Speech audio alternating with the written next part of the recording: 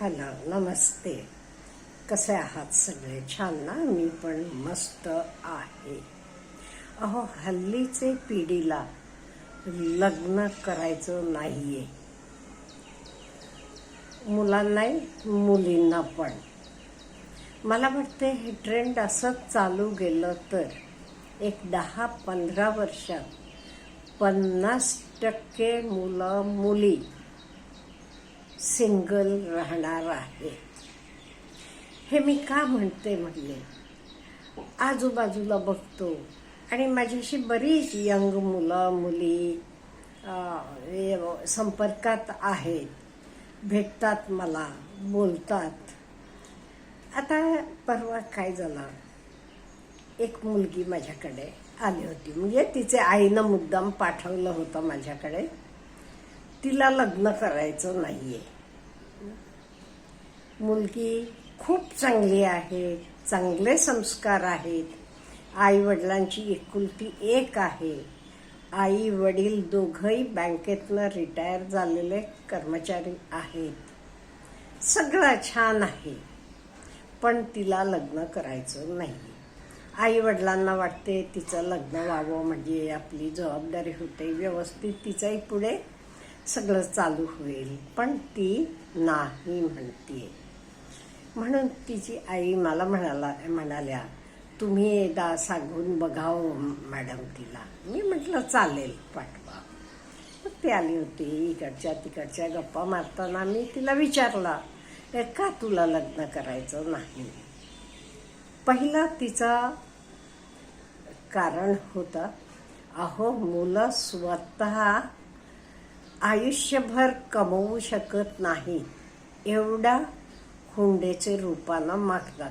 हल्ली हुंडा no doubt, हुंड्याला बंदी आहे, तरी एवढे तोळे सोनं घाला, अमुक करा, तमुक करा म्हणून एवढा त्यांची मागणी असते.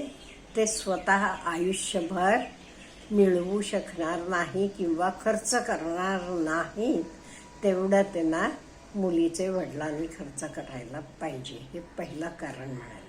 आणि दुसरं कारण म्हणाली, मी एकुलती, त्यामुळे माझं लग्न झालं नाही ते मग माझे भावंडांची कशी बाई, त्यांची लग्न कशी, हे काहीही प्रश्न नाही येणार. आणि तिसरं कारण म्हणजे मला छानपैकी नोकरी आहे, त्यामुळे मला कोणाच्याही आधाराची गरज नाही आहे. माझं मी व्यवस्थित राहू शकते आणि माझे आई वडिलांना पण व्यवस्थितपणे सांभाळू शकते. त्यामुळे त्यांची काळजी घ्यायला आणि कोणतरी जावई रूपानं माणूस यायला पाहिजे ह्याची गरज नाहीये. आणि त्याच्याशिवाय हे बघा, मला करिअरमध्ये खूप पुढे जायचं आहे. लग्न झालं म्हटल्यावर मुलं बाळं सगळं प्रॉब्लेम्स येणार.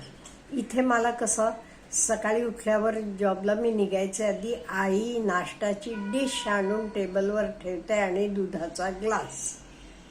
हे मला लग्न होऊन गेल्यावर होईल का? कोणी देणार नाही. उलट मी सगळ्यांचं करावं लागणार. म्हणजे त्यांना सगळं द्यायचं तर द्यायचं आणि त्याचे ऐवजी आणि मी नंतर जाऊन त्यांच्या घरात काम करत राहायचं. कोण सांगितलं हो हे सगळं? त्याच्यापेक्षा आहे ही मी सुखी आहे म्हणून मला लग्न करायचं नाही, हा तिचा स्टँड होता. मग मी तिला काय काय सांगितलं तर मी इथे बोलणार आहे. म्हणजे ज्या मुलींचे मनात आहे लग्न करायचं नाही आपल्याला, त्यांना ह्या गोष्टीवर विचार करता येईल. शेवटी निर्णय त्यांचा ते घ्यायचं आहे. पहिली गोष्ट म्हणजे माणूस हा एक सोशल बिईंग आहे, त्यामुळे आपल्याला समाजाची गरज आहे. आपल्याला माणसं पाहिजे. मग आपली विश्वासाची माणसं पाहिजे. तर हे आपली फॅमिली झाली तर होते. दुसरी गोष्ट, आता तिनं सांगितलं की आई तिला तयार नाश्त्याची डिश आणून टेबलवर ठेवते आणि दुधाचा ग्लास तिथे कोण ठेवणार? आई कधीपर्यंत ठेवणार? आई आहे तोपर्यंत मान्य करू आपण. मग तुझं तुला करायला पाहिजे ना. मग आई आपलं करते तसं आपण आपला घेतला किंवा आपल्या बरोबरीला नवऱ्यालाही दिला, काही कमीपणा आहे ते. कधी कधी तो पण देईल ना, कधी कधी तू दे, कधी कधी तो पण देईल. मी असं म्हणत नाही मुलांनी बिलकुल काम करू नये का, म्हणजे हल्ली मुली सुद्धा मुलांचे बरोबरीनं काम करतात, ते नाही कष्ट पडतात, त्यामुळे त्यांची आपण काळजी घ्यायला पाहिजे. त्यामुळे हा मुद्दा केला. आणि आपण हे बघा, कधी आजारी पडलो, आता ठीक आहे आई वडील आहेत बघतात, काही नाही. हे उद्या आपण एकटं असताना आजारी पडलो, काही आपल्याला लागलं, बाहेरनं आणणार, काय करणार? आपल्याला एटलिस्ट गरम पाणी करून द्यायला, चहा करून द्यायला, दूध द्यायला तरी कोणतरी बरोबर पाहिजे. म्हणजे हे मी रिअल हे प्रॉब्लेम्स सांगते. आणि त्याच्याशिवाय आता तुम्ही मिळवता, भरपूर मिळवता, मान्य आहे, कौतुक आहे आम्हाला. आज आता तुम्हाला सगळं छान वाटते, पण एक दिवस असं येईल, हे सगळं आपण कोणासाठी करतोय? आपल्याला केवढंसं लागते स्वतःला. मग तेव्हा आपली मुलं बाळं असली की आपल्याला पुढचा होप राहतो. ह्याच्याशिवाय आपला म्हणून आपली मुलं बाळं म्हणा, आपलं काही करतात, तो एक आनंद वेगळाच असतो. बाहेरची लोक कोणी तेवढं आपलेपणानं करणार नाहीत. हे सगळं मी तिला समजावून सांगितलं आणि विचार कर म्हटलं, मी तुला असं म्हणत नाहीये. आणि तिचा एक प्रश्न होता, हल्ली आपण बघतो काय काय घडते. मी म्हटलं सगळीकडे घडतो का? किती हजारो लाखो लग्न होतात, असे प्रकार घडतात, ठीक आहे, पण किती? अगदी मोजके. त्यामुळे असं काही नाहीये सगळी माणसं खराब असतात, सगळे माणसं लग्नानंतर त्रास देतात. आणि मी म्हटलं हल्ली विचारलं तर हल्ली लग्न करताना दोन्ही बाजूचे खर्च सुद्धा निम्मा खर्च घालून करतात. म्हणजे ही गरज आहे ही फक्त मुलीलाच आहे किंवा मुलालाच आहे असं नाहीये, तर दोघांनाही गरज आहे लग्नाची. त्यामुळे पूर्वीचे दिवस विसर म्हटला, आता ते दिवस तू म्हणू नकोस असं तसं. आणि हुंडा सुद्धा हल्ली वेल एज्युकेटेड, अगदी हे लोकात हुंडा नाहीये आता. म्हटलं काही एक पै हुंडा नाहीये हल्ली, काही किती वर्षापूर्वी. त्यामुळे तू जरा विचार कर स्वतःसाठी. मी म्हटलं स्वतःसाठी. आणि आई वडील जे काही म्हणाले तरी ते कशासाठी सांगतात हा विचार करतेस का तू? तुझं चांगल्यासाठीच म्हणतात ना ते. तुला एक कंपॅनियन पाहिजे, तुझं पुढचं काय म्हणू लाईफसाठी हा विचार करतात ना ते.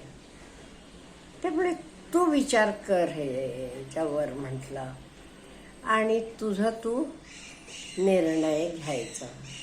त्यामुळे आज आता लग्न नको म्हणून मुलं आणि मुली दोन्ही, फक्त मुलाच असं नाहीये, मुली सुद्धा कितीतरी मुली हल्ली नको म्हणतात. कशाला पाहिजे आपलं, आपण इंडिपेंडेंट, आम्हाला बरं वाटते, आम्हाला स्पेस पाहिजे, अमुक पाहिजे, असं बरीच सगळी कारणं असतात. ह्याला एक मेन कारण म्हणजे मुली पण डिपेंडेंट नाहीत. पूर्वीच्या काळी काय असायचं, मुली मिळवत नव्हत्या, त्यामुळे त्यांना कोणाचे तरी आधाराची गरज होती. हल्ली तसं नाहीये, दोघंही एकमेकांना आधार आहेत. मुली पण मुलांसाठी आधार आहेत, मुलं पण मुलींसाठी. त्यामुळे हे लग्न करता तुम्ही हे दोघंही एकमेकांसाठी करायचं आहे, हे कोणालाही एकटेसाठी नाहीये. आणि व्यवस्थित आपण राहताना आपलं कुटुंब, आपली माणसं, ह्या खूप प्रेम आहे आणि गरज आहे. मी म्हटल्यासारखं एक दिवस तुम्हाला असं वाटेल तुमच्याकडे लाखोना कोटीना पैसा आहे, पण काय करणार, आपल्याला किती खर्च येतो ते. मग त्यामुळे प्रत्येक मुलींना, लग्न नको म्हणणारे मुलींनी हा व्हिडिओ बघावा. निर्णय तुमचा, मी काही आग्रह करत नाहीये तुम्हाला. फक्त हा व्हिडिओ बघा आणि विचार करा. Have a good day.